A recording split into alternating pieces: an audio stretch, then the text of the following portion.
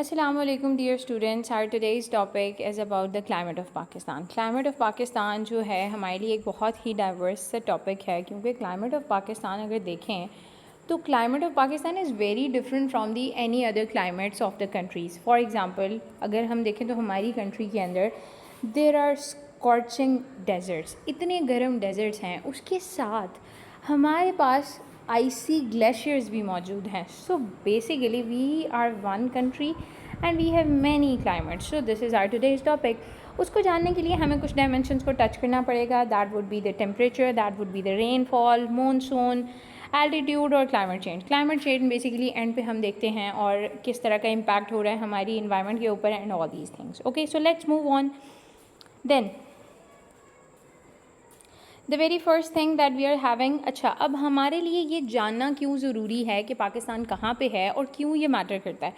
Basically Pakistan की location को देखते हुए ही हम ये अंदाज़ा लगा सकते हैं कि पाकिस्तान का ऐसा इन क्लाइमेट क्यों है और इस तरीके की चेंजिंग क्यों आ रही है. ठीक है, so what we are having first, हमें ये जानना ज़रूरी है कि जो पाकिस्तान है उसकी लोकेशन जो है वो 23 degree north and 37 degree north latitude पे है. And then it is 60 and 70 degrees 60 and 77 degrees on the east longitude.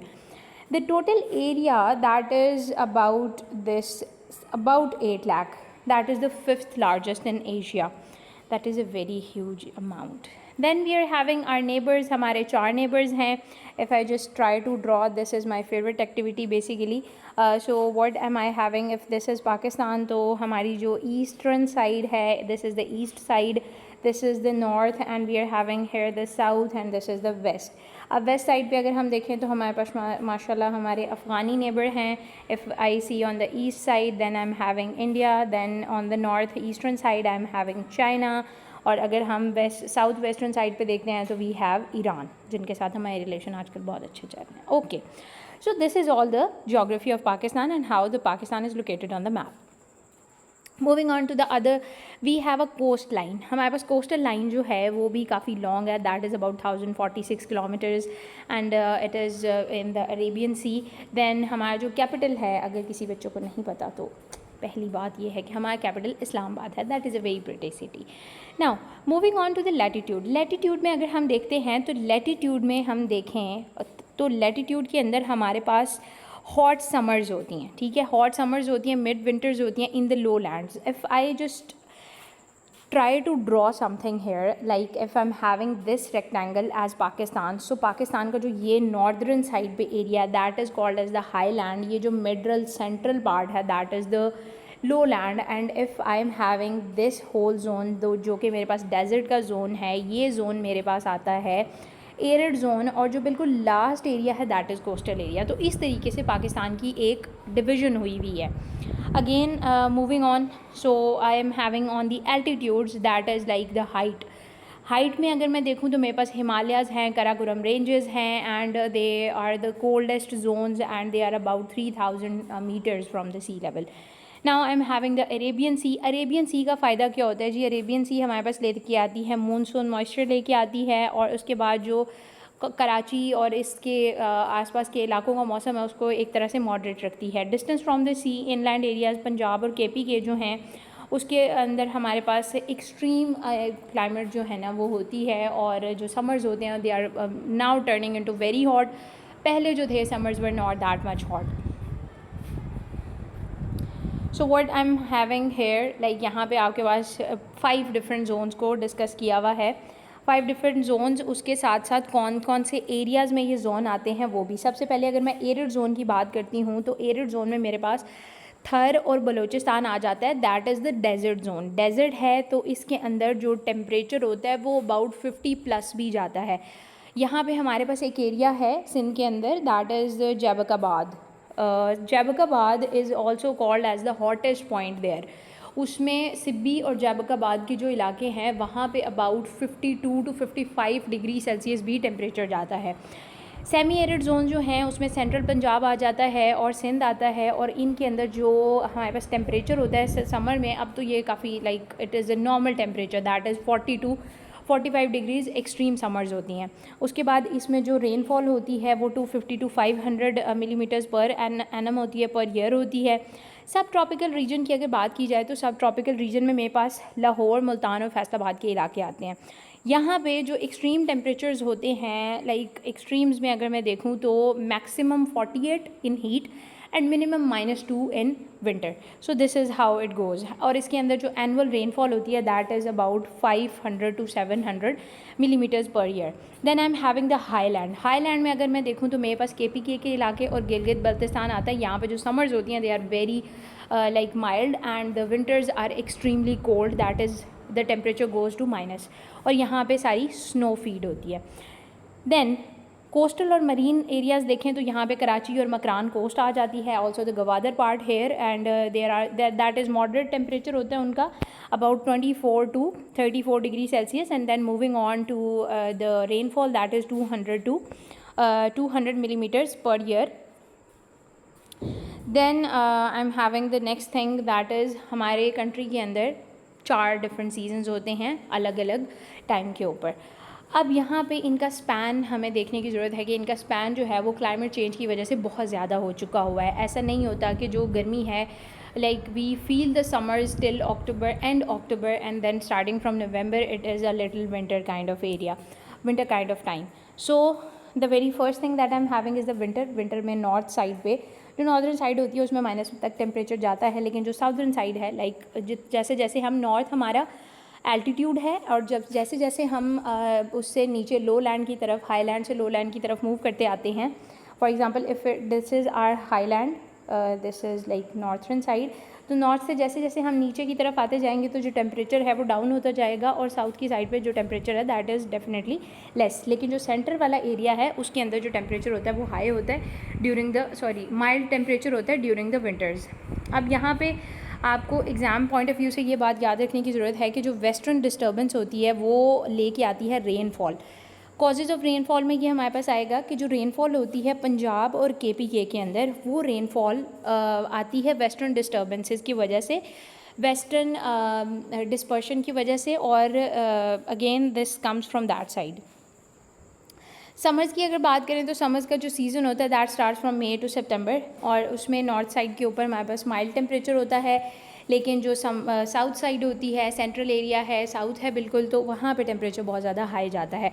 Hottest season जो होता है जब का बाद 50 प्लस डिग्रीज़ इसमें टेम्परेचर जाता है, और लू जो होती है वो चलती है इस एरिया के अंदर। लू वेरी हॉट विंड को हम कहते हैं, और जो कि वेस्ट साइड से चलती है और उसके बाद कॉज करती है हीट स्ट्रोक्स को इन पंजाब एंड साउथ।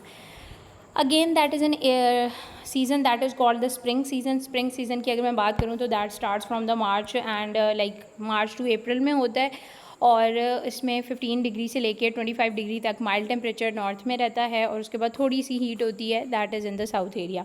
उसके बाद ये ओवरऑल एक प्लेजेंट टेम्परेचर होता है, प्लेजेंट वेदर होता है, और इसकी जो क्रॉप्स होती हैं इस सीज़न के अंदर मैच्योर होती हैं। ओकेजनल डस्ट स्टॉर्म्स जो होती हैं ना, वो मतलब जो रेत की आंधी होती है या बहुत ज़्यादा डस्ट होती है उसकी स्टॉर्म्स चलती हैं यहाँ पे। ऑटम सीज़न की अगर बात करें तो that is from October to November that is north side पे हमारे पास काइंड ऑफ कोल्ड टेम्परेचर हो जाता है, लेकिन जो साउथ होती है वहाँ पे माइल्ड सीज़न ही रहता है, और ये एक हार्वेस्ट सीज़न होता है ऑटम का। जो स्काइज़ होते हैं वो क्लियर होते हैं। अगर हम इसको पेपर पॉइंट ऑफ व्यू से देखें तो यहाँ पे हमारे पास जो मॉनसून होती है वो रेनफॉल लेके आती है from the southern side and from the coast of Sindh. So this is all about the story of the weathers that we are having. Moving next is that Pakistan's lifeline, the south western monsoon.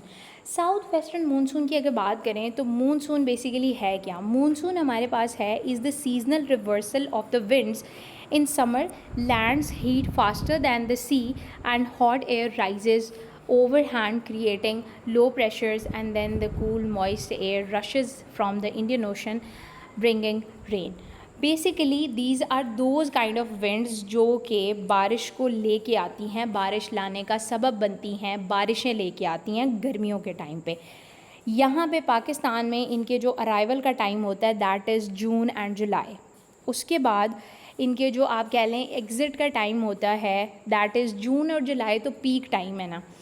इस time के अंदर बहुत ज़्यादा बारिशें होती हैं और वो मानसून की वजह से होती हैं। उसके बाद अक्टूबर नवंबर जो है उस टाइम के अंदर ये दोबारा से वापस आती हैं और विंटर जो रेनफॉल होती है वो होती है, या फिर ऐसी रेनफॉल्स होती हैं जो वेदर को चेंज कर देती हैं।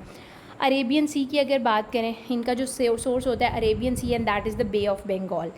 Again coming from 60 to 70% annual rainfall जो होती है सिंध और पंजाब के अंदर होने वाली, वो मानसून की वजह से होती है। सम टाइम्स जैसे कि हमने देखा था 2010 और 2022 के अंदर, ये बहुत बड़ा कॉज थी फ्लड का। They are important but sometimes they cause the flooding and that is the very devastating effect of the monsoon. Benefits इनसे हमें क्या मिल सकते हैं, इनसे हम अपनी क्रॉप्स को इरीगेट कर सकते हैं जो उस सीज़न में होती हैं। देन फॉर एग्जांपल हमारे पास वीट क्रॉप है, हमारे पास राइस है, शुगर केन है, कॉटन है। Again talking about the ground the Indus water system, तो उसको वो रिचार्ज कर देती है, कूल टेम्परेचर को टेम्परेचर को नॉर्मलाइज करती है और हीट की जो बहुत ज़्यादा ब्रूटैलिटी होती है उसको कम कर देती है। हाइड्रो इलेक्ट्रिक पावर जनरेशन इसके साथ हम कर सकते हैं। ज़ाहिर है अगर हमें ज़्यादा पानी रिसीव हुआ है तो हम उसको डैम्स में स्टोर करके उसको हाइड्रो इलेक्ट्रिसिटी के अंदर भी यूज़ कर सकते हैं। अब इसका सबसे बड़ा रिस्क जो होता है ना, वो फ्लडिंग होता है। फ्लडिंग के साथ बहुत सारे एसोसिएटेड जो इश्यूज़ होते हैं वो आते हैं। लैंडस्लाइडिंग हो सकती है नॉर्दर्न माउंटेन्स के ऊपर, वाटर बॉर्न डिजीज़, फ्लड है या फिर कहीं पे पानी बहुत ज़्यादा है और वो पानी लोगों के इस्तेमाल में है, उसके अंदर जो माइक्रो ऑर्गेनिजम्स होंगे they would be a cause of water borne disease. 2022 के अंदर हमारे पास ये होता है कि that is 1/3 of the Pakistan was submerged in the water. इतना बुरा फ्लड आया कि about 1/3 of Pakistan was submerged in it and 17,000 जो हैं ये 1700 डेथ्स हुई हैं उस फ्लडिंग के दौरान। Again where does the rainfall, like how the rainfalls और एनुअल रेनफॉल हम अगर सिटी वाइज देखते हैं, नॉर्थ वेस्ट साइड पे देखें या पंजाब की साइड पे देखें, बलूचिस्तान और इस तरीके से हम देखें तो यहाँ पे कैसे रेनफॉल होती है, पहले भी इसको पर एनम डिस्कस कर चुके हुए हैं। यहाँ पे सबसे पहले जो रेनफॉल है, सबसे ज़्यादा रेनफॉल होती है मरी के इलाके में, उससे कम होती है इस्लामाबाद में, और इस तरह से हमारे पास एरियाज़ हैं। मरी जो है वो अबाउट 1676 मिलीमीटर जो है वो एनुअल रेनफॉल रिसीव करता है ड्यू टू मानसून। पंजाब 628 करता है। उसके बाद बलूचिस्तान जो है उसमें कम होती है, like that is the driest 200 millimetres होती है। और कराची जो है लो बट क्रिटिकल होता है। जुलाई और अगस्त में ओकेजनली यहाँ पे बारिशें होती हैं और उसकी वजह से क्या होता है कि ये अबाउट 213 मिलीमीटर्स रिसीव करता है। अच्छा, अब इसमें नेक्स्ट हमारे पास ये है कि हमारे पास इनविजिबल फोर्सेस कौन सी हैं जो पाकिस्तान के वेदर को शेप करती हैं।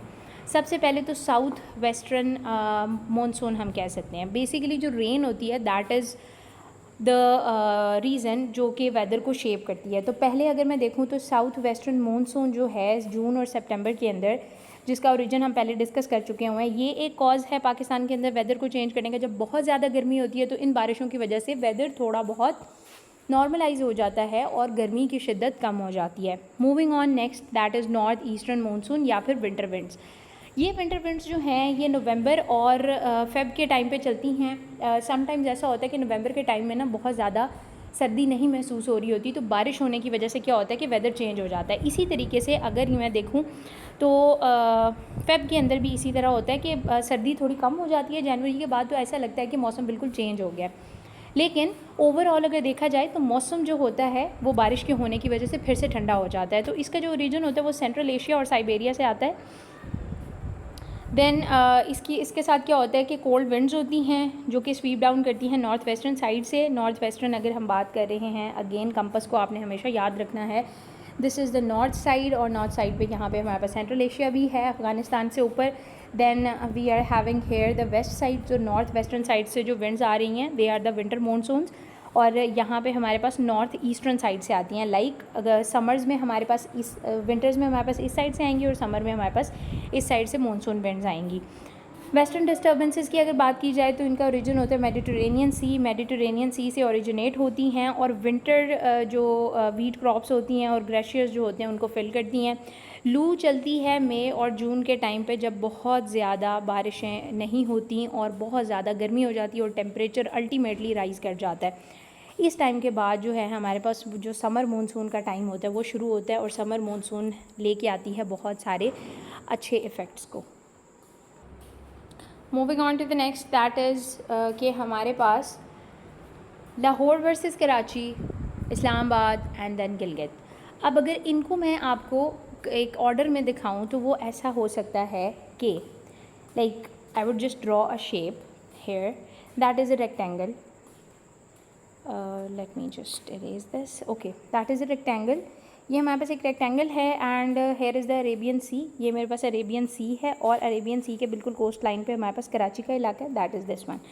सो ये हमारे पास कोस्टल एरिया हो गया। सेंट्रल पंजाब में हमारे पास लाहौर है तो ये हमारे पास लो लैंड एरिया हो गया। इस्लामाबाद जो है वो हमारे पास लो लैंड और मिड एरियाज़ के अंदर आता है, ठीक है। एंड देन गिलगित जो है वो हमारे पास बिल्कुल ही नॉर्दर्न साइड पे चला जाएगा और ये हमारे पास एल्टीट्यूड पे आ जाएगा, that is a high land. अब हमने इन चारों सिटीज़ के या इन चारों एरियाज़ के मौसम को कंपेयर करना है कि कैसा होता है इनमें टेम्परेचर, इन्वायरमेंट और इनके अंदर रेनफॉल कैसे होती है। Basically this is the concern that we are having in every geography, in every climate. Now Karachi का अगर मैं देखूँ तो कराची मेरे पास मैरी टाइम ट्रॉपिकल है। Maritime is something that is related to the sea और यहाँ पे क्या होता है, ये कोस्टल एरिया है। समर्स इसमें like they are mild summers और विंटर्स भी माइल्ड ही होती हैं। रेनफॉल यहाँ पे अबाउट 200 टू 213 या 215 और 250 समटाइम्स इतने मिलीमीटर होती है। यहाँ पे सी ब्रीजेस जो होती हैं ये टेम्परेचर को मॉडरेट रखती हैं। ह्यूमिडिटी है पूरा साल रहती है। उसके बाद जो वेदर है वो बहुत लाइक मिनिमम वेरिएशन होती है, उसके अंदर इतना कोई बड़ा वेरिएशन नहीं होता। Brief but intense monsoon rainfalls थोड़ी होती हैं लेकिन बहुत ज़्यादा बारिश होती है जब भी होती है। देन उसके बाद like this is the question जो कि आप खुद आंसर कर सकते हैं कि बारिशें जो है वो कराची के अंदर समर्स इतनी ज़्यादा हॉट क्यों नहीं होती। अभी हमने यहाँ पे इस पॉइंट को डिस्कस किया है। ये जो चार पॉइंट्स हैं ये आपके आंसर के अंदर आ जाएंगे। Moving on to the next that is Lahore. Lahore में क्या होता है कि temperature is very hot in the summers, winters में कोल्ड भी होता है और मीडियोकर भी रहता है। रेनफॉल जो है वो अबाउट 600 तक जाती है। टेम्परेचर जो है उनकी काफ़ी बड़ी रेंज है। लू होती है, डस्ट स्टॉर्म्स चलती हैं। फॉगी विंटर्स होती हैं जो कि बहुत ज़्यादा, अब तो स्मोक वाली विंटर्स हो गई हैं। उसके बाद गुड मानसून रेनफॉल। यहाँ पे मानसून रेनफॉल जो होती है वो अच्छी होती है, अच्छी अमाउंट में होती है और अच्छे टाइम पीरियड के लिए भी होती है। नेक्स्ट हमारे पास है इस्लामाबाद। इस्लामाबाद के अंदर हमारे पास जो टेम्परेचर रेंज होती है that is a kind of medium range. इतनी ज़्यादा गर्मी भी नहीं होती, बहुत गर्मी भी नहीं होती और बहुत अच्छा मौसम भी नहीं होता गर्मियों में। देन जो विंटर्स होती हैं they are a little cold और माइल्ड। देन यहाँ पे काफ़ी ज़्यादा रेनफॉल होती है, दैट इज़ अबाउट 1200 मिलीमीटर्स। उसके बाद वेस्ट मेजर साइड पे like it is the wettest major city in Pakistan. Both monsoon and the winter range यहाँ पे होती हैं। उसके बाद यहाँ पे हमारे पास बहुत अच्छा जो है वो स्प्रिंग सीज़न होता है, तो that is a good point of Islamabad. Moving on to the next that is Gilgit. Gilgit हमारे पास एक ऐसा एरिया है जहाँ पे हमारी जो समर्स होती हैं they are mild, winters very cold और बारिशें यहाँ पे बहुत कम होती हैं बट स्नो की फॉर्म में होती हैं। स्नो जो है एरियाज़ पूरे 6 महीने जो हैं वो स्नो से कवर्ड रहते हैं। ग्लेशियर्स जो हैं वो जब मेल्ट होते हैं तो इंडस रिवर के अंदर अपना वाटर को डंप करते हैं। उसके बाद रेनफॉल लो होती है, very low in amount, and then water जो है वो मेल्ट करके पाकिस्तान को वाटर सप्लाई करता है। लाइक जो ग्लेशियर मेल्ट हो रहा है उससे फ्रेश वाटर जो आ रहा है वो हमें वाटर यूजेज के लिए यूज़ किया जाता है या मिलता है। द अदर वन, पाकिस्तान जो है एक ऐसी लोकेशन पे मौजूद है, one of the most vulnerable countries है अर्थ के ऊपर due to the climate change. Like climate जो है वो ड्रास्टिकली पूरी दुनिया के लिए चेंज हो रहा है। हर जगह पे बहुत एक्सट्रीम वेदर्स जो हैं वो ऑब्ज़र्व हो रहे हैं, लेकिन पाकिस्तान जो है वो वल्नरेबिलिटी में 8th नंबर पे यहाँ पे मौजूद है हमारे पास। अगेन इफ़ वी सी कि ऐसा जो है वो इम्पैक्ट क्या है जो ऑलरेडी हो रहा है, दैट इज़ ग्लेशियर मेल्टिंग बहुत इंटेंस हो रही है। उसके बाद जो बहुत ज़्यादा ड्रॉट्स हैं, मतलब एक जहाँ पे पानी की अवेलेबिलिटी मेल्टिंग के साथ हो रही है वो भी एक्सट्रीम है और जहाँ पे पानी अवेलेबल नहीं है वो भी बहुत ज़्यादा एक्सट्रीम है। मूविंग ऑन कि यहाँ पे हमारे पास बहुत डैमेजिंग फ्लड्स भी आते हैं, सी लेवल जो है वो आहिस्ता बहुत तेज़ी से राइज़ हो रहा है, हीट वेव्स फ्रीक्वेंटली चलने लग पड़ी हैं, और जो हमारे पास फूड यील्ड है वो भी बहुत कम होने लग पड़ी है, जिसकी वजह से बहुत सारे फूड क्राइसिस आ सकते हैं, खाना बहुत कम पड़ सकता है। जैसे ही वेदर या क्लाइमेट चेंज होता है तो वो फ्लडिंग या कुछ भी ऐसी चीज़ों को कॉज करता है, तो वो क्रॉप्स के लिए अच्छा तो नहीं होता। अब जब क्रॉप्स ही अच्छे तरीके से ग्रो नहीं करेंगी तो फूड कहाँ से अवेलेबल होगा। What is Pakistan doing? अब पाकिस्तान इसके लिए क्या कर रहा है? बहुत सारे प्रोजेक्ट्स जो हैं उसके साथ इनिशिएशन की जा रही है। 10 बिलियन ट्रीज़ प्रोजेक्ट चलाया जा रहा है। नेशनल डिज़ास्टर मैनेजमेंट अथॉरिटी है जो कि लोगों को पहले ही वार्न कर देती है कि यहाँ पे ऐसा सिचुएशन है तो you should be taking care of what ever you want in your area. तो इसकी वजह से कंट्रोल किया जा सकता है सिचुएशन को। देन रीन्यूएबल एनर्जी टारगेट्स जो हैं वो 60% लाइक हम क्लीन एनर्जी बनाने लग जाएंगे बाय 2030। अभी मतलब ऐसी एनर्जी जिससे हम एनवायरनमेंट को डैमेज नहीं कर रहे लेकिन स्टिल हम एनर्जी प्रोड्यूस कर रहे हैं। क्लाइमेट अडेप्टेशंस हैं उनको किया जा रहा है। ग्लेशियर जो है उसकी मॉनिटरी सिस्टम के लिए एक सिस्टम ऑर्गेनाइज़ किया जा रहा है। उसके बाद इन्वायरमेंट से कोप करने के लिए बहुत सारी ऐसी सिचुएशंस हैं जो कि अडॉप्ट की जा रही हैं, but still environment is changing very drastically. Pakistan जो है world's frozen water towers melting away. Pakistan like you would be very amaze to know कि पाकिस्तान के पास तकरीबन 7,000 ग्लेशियर्स हैं और जो कि तकरीबन 15,000 किलोमीटर स्क्वायर का एरिया कवर करते हैं। Largest glacier in the area outside the polar regions, मतलब कि ये ग्लेशियर एरिया का सबसे बड़ा, पोलर रीजन्स को अगर हम ना देखें तो वर्ल्ड में सबसे बड़ा जो है वो ग्लेशियर्स का एक रिज़र्व है हमारे पास। उसके बाद जो इंडस वाटर सिस्टम है वो अबाउट 220 मिलियन पीपल को पानी देता है। जैसे ही वो मेल्टिंग होती है, मेल्टिंग अवे सप्लाई है, वो पानी जा रहा है। ग्लेशियर की वजह से लेक जो हैं वो आउटबर्स्ट करती हैं और जो फ्लड होता है वो उनके सराउंडिंग एरिया में आ जाता है, जो कि पॉपुलेशन को बहुत ज़्यादा अफेक्ट करता है।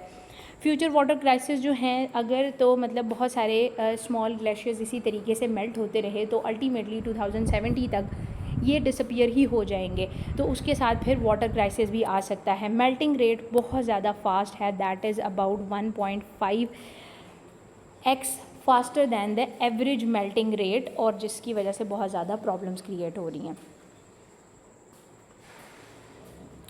Moving on to the other slide, that is climate shapes what Pakistan grows in Pakistan, what grows in Pakistan। अब climate जो है वो बहुत एक चीज़ को अफेक्ट नहीं करती है, सिर्फ वेदर को अफेक्ट कर रही है, वो जो क्रॉप यील्ड होती है उसको भी अफेक्ट करती है। जैसे कि जो वीट क्रॉप है वो ग्रो करती है in the season October and April. अब जब इनकी अफेक्ट होगी प्रोडक्शन तो उस तरीके से फूड क्राइसिस भी आ सकता है। देन राइस जो हैं वो बहुत ज़्यादा क्या कहते हैं हॉट समर्स और मिड विंटर्स मिड मानसून को डिमांड करती हैं। खरीफ क्रॉप्स में हमारे पास कॉटन भी आ जाती है। Then we have sugarcane जो राउंड द ईयर जो है उसको किया जा सकता है कास्ट। अगेन फ्रूट्स हैं हमारे पास, स्प्रिंग और समर में सबसे अच्छे होते हैं। मेज़ है हमारे पास, this is also warm weather, इसको चाहिए होता है। अब हमारे पास जो 42% वर्क फोर्स है वो सीजनल पैटर्न्स के साथ बहुत ज़्यादा जो है ना वो स्ट्रगल कर रही है। और उसके बाद जो कंस्ट्रक्शन है इस टाइम के अंदर वो लेबर को बहुत ज़्यादा डिमांड करती है, तो वहाँ पे जो फार्मर्स होते हैं they are not having the full time job, तो वो उसके अंदर भी इन्वेस्ट करते हैं। एनर्जी जो है इलेक्ट्रिसिटी को जनरेट करने के लिए यूज़ हो रहा है, जो भी वाटर ग्लेशियर मेल्टिंग के साथ हमारे पास आ रहा है। टूरिज़म इंडस्ट्री जो है वो पाकिस्तान के अंदर बहुत ज़्यादा इन्हांस हो रही है ऑन द नॉर्दर्न साइड, तो ये एक बेनिफिशियल पॉइंट है। Moving on to the next, that is everything you need to score top marks. I would like you to just have a screenshot of it and then you can discuss it. These are the facts which are there, and you can also take a screenshot of that. I don't think so I have to discuss it one by one क्योंकि पीछे वो कहीं ना कहीं discuss हुए हुए हैं। So this was all the story of Pakistan's climate. I hope you would like it and you would definitely go for it.